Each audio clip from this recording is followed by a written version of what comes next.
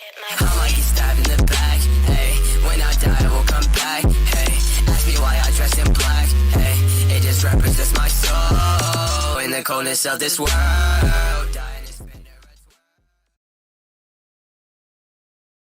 What's up guys, it is NinjaDroidX here, and today I am back with another brand new Pixel Gun 3D video. So in this video, I'll be talking about whether gadgets should be in the Pixel Gun 3D Trader's Van or not. So, before I start this video, I do want to say that the last few videos have been doing pretty well.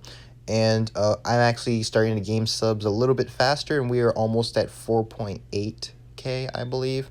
So let's just try and reach that goal, and if we do, that'll be great. And that's pretty much all I have to say, so let's get into this video. So, I actually came up with this topic simply from playing Pixel Gun 3D. And from playing Pixel Gun 3D, I noticed, I was like, oh wow, there are actually a lot of cool gadgets. Because usually I don't really pay attention to gadgets very much. One of those reasons being is because I don't play Pixel Gun 3D as much as I used to, so I pay attention to less things than I used to. So I did know there were a lot of new gadgets, but I was just like, I didn't really know how many there were exactly. So I was looking, and I was like, oh, this is cool. I really like these gadgets, right?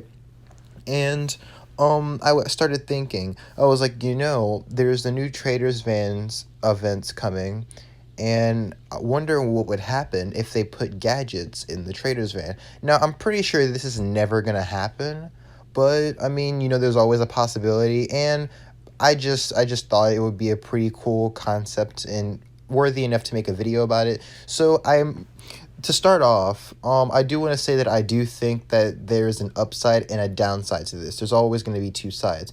One side is, okay, we add gadgets to the Trader's Van, and that'll make them a lot more accessible to more players. But there's a downside saying, you know, if we make them accessible to more players, then what's the point of grinding for them, right? And of course, there's other arguments you can make. For example, okay, so how can I put this into words? Well, let me start off like this. So Pixel Gun 3D does have a lot of issues with balancing, as you guys know. So I'm trying to figure out whether this would actually balance the game or would it not balance the game. You know, I want this to be a discussion. So I really hope you guys can, like, you know, comment some things on what you guys think. I really encourage you guys to maybe we can have like a conversation in the comments about it. But because I don't really know much about gadgets, but one thing I do want to say is there is a possibility that it can break the game, and there's a possibility that it can fix the game, and that's my personal opinion.